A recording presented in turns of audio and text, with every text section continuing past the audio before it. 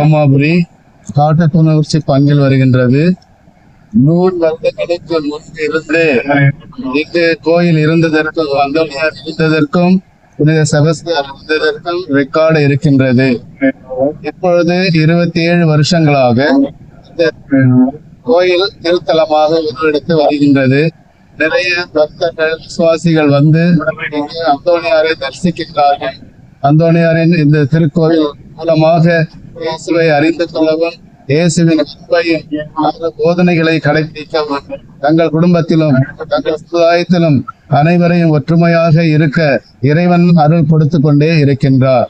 இந்த திருத்தலம் தொடர்ந்து வளர்வதற்கு இறைவனை வேண்டுகின்றோம். இன்னும் பல ஆண்டுகள் இங்கு பக்தர்கள் வந்து அந்தோனியார் மூலமாக அனைத்து வரங்களையும் புதுமைகளையும் பெற்று நல்வாழ்வு வாழ்வு என்று நாங்கள் வாழ்த்துகிறோம். அதோடு இல்லாமல் ரோமாபுரி என்ற பெயர்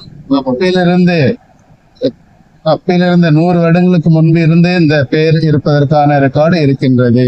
ஏனென்றால் இங்கு அனைவரும் கிறிஸ்தவர்களாக இருந்தார்கள். அதனால் இந்த ஊருக்கு ரோமாபுரி என்று பெயர் வந்தது. இப்பொழுதும் நிறைய பேர் ரோமாபுரி பெயரை கேட்டவுடனே ரோம் வட்டிகானில் இருக்கிற ரோமாபுரியா என்று கேட்கிறார்கள். இது ரோம் வட்டிகானில் இருக்கிற ரோமாபுரி அல்ல, archdiocese, Pondy Cuddalore archdiocese காட்டுக்குணர்ச்சி பங்கில் இருக்கின்ற ரோமாபுரி.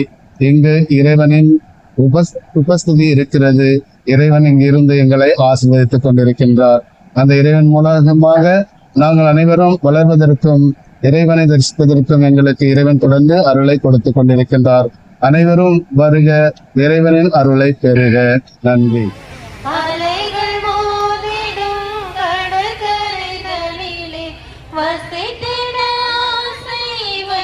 முடக்குவாதம், மூலம் உள்ளிட்ட நோய்களுக்கு சிறப்பு சிகிச்சை பெற ஸ்ரீவித்யா சித்தா மற்றும் வர்மா மருத்துவமனை, அரியலூர்.